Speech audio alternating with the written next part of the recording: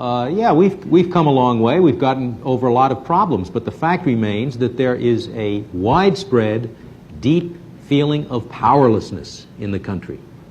One sees it on every side with respect to many issues, not just the budget issues. The people do not feel that their wishes are observed. They're heard, but they're not observed, particularly at the federal level. The basic problem is simply that the Congress has become professionalized. It has an interest much higher than ever existed before in remaining in office. It has a bureaucracy that is serving it.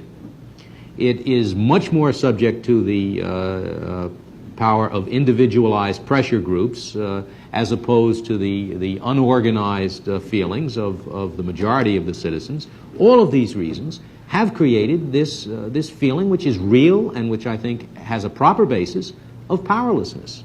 One remedy for that, the one specifically provided in the Constitution, is this amendment process which bypasses the Congress. I would like to see that amendment process used.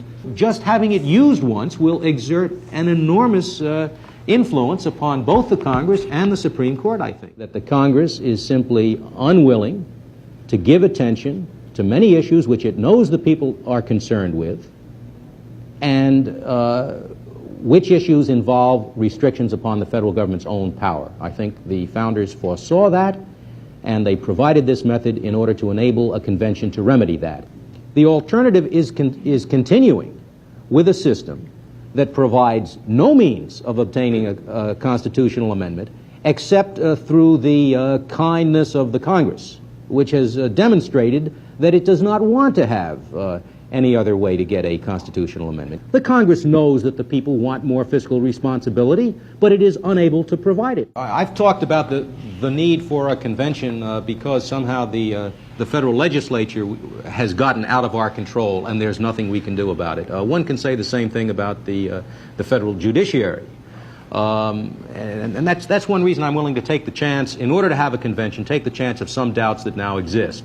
I'm not sure how much longer we have. I am not sure how long a people can accommodate itself to directives from a legislature that it feels is no longer responsive, and to directives from a life-tenured judiciary that was never meant to be responsive, without ultimately losing its sense of control of its own destiny. We are all sitting breathless, waiting for the Supreme Court to tell us what our fundamental beliefs are with respect to this particular issue, without having a hope of getting anything done about it if the Supreme Court should find that our fundamental beliefs are in fact different from what our fundamental beliefs are.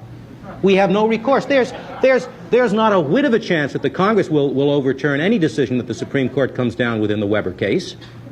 And unless this alternative method of amending the Constitution is adopted, we will continue to live under that kind of what I consider inanely non-democratic system. It is just foolish to sit wringing one's hands, wondering what the Supreme Court is going to tell us our fundamental Constitution requires. If the only way to remove us from utter bondage to the Congress is to take what I think to be a minimal risk on this limited convention, then let's take it.